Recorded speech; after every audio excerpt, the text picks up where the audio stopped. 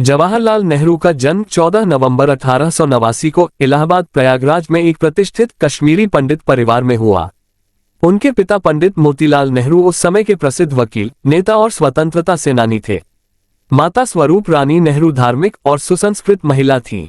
बचपन से ही नेहरू जी को अनुशासन, देशभक्ति और आधुनिक सोच का वातावरण मिला। नेहरू जी की प्रारंभिक शिक्षा घर पर ही अंग्रेज ट्यूटर्स से हुई। आगे की पढ़ाई के लिए वे इंग्लैंड गए, जहां उन्होंने हैरो स्कूल, कैम्ब्रिज विश्वविद्यालय, ट्रिनिटी कॉलेज से शिक्षा प्राप्त की और बाद में इन टेम्पल, लंदन से वकालत की पढ़ाई पूरी की। विदेश में रहते हुए उनके भीतर लोकतंत्र, स्वतंत्रता और वैज्ञानिक सोच की गहरी समझ विकसित हुई।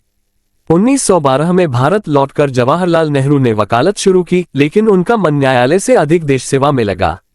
1919 के जलियांवाला बाग हत्याकांड ने उन्हें भीतर तक झकझोर दिया।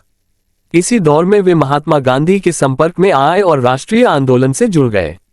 गांधी जी के नेतृत्व ने उनके जीवन की दिशा बदल दी।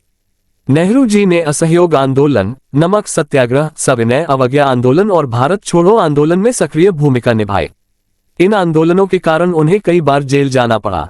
जेल में रहते हुए उन्होंने गहन अध्ययन किया और कई महत्वपूर्ण पुस्तकें लिखीं, जिनमें डिस्कवरी ऑफ इंडिया प्रमुख है। 1930 के दशक में जवाहरलाल नेहरू भारतीय राष्ट्रीय कांग्रेस के प्रमुख नेताओं में शामिल हो गए। वे कई बार कांग्रेस अध्यक्ष बने और पूर्ण स्वराज की मांग को मजबूती से आगे बढ़ाया। अंतर्राष्ट्रीय मंचों पर भी वे भारत की आवाज बने और भारत को एक आधुनिक, प्रगतिशील राष्ट्र के रूप में प्रस्तुत किया। 15 अगस्त 1947 को भारत स्वतंत्र हुआ और जवाहरलाल नेहरू देश के पहले प्रधानमंत्री बने। ये समय चुनौतियों से भरा था, देश का विभाजन, शरणार्थी संकट और प्रशासनिक ढांचे का निर्माण। नेहरू जी ने धैर्य और दूरदर्शिता से इन समस्याओं का सामना किया और लोकतांत्रिक शासन की मजबूत नींव रखी। नेहरू जी ने पंचवर्षीय योजनाओं, औद्योगिकीकरण, वैज्ञानिक अनुसंधान और शिक्षा पर विशेष जोर दिया। उनके प्रयासों से IIT, एम्स, इसरो की नींव और भाखड़ा नागल बांध जैसी परियोजनाएं शुरू हुई।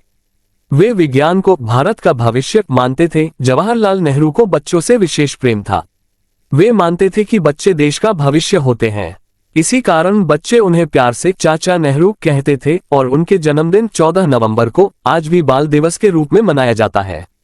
27 मई 1964 को जवाहरलाल नेहरू का निधन हुआ।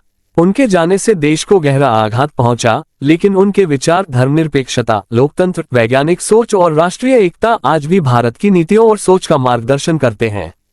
वे सदैव भारतीय इतिहास में एक युग पुरुष के रूप में स्मरण किए जाते रहेंगे। अगर आपको यह वीडियो अच्छी लगे तो वीडियो को लाइक, शेयर, सब्सक्राइब कर दे। Thanks you so watching. फिर मिलते हैं नई वीडियो में। Bye bye.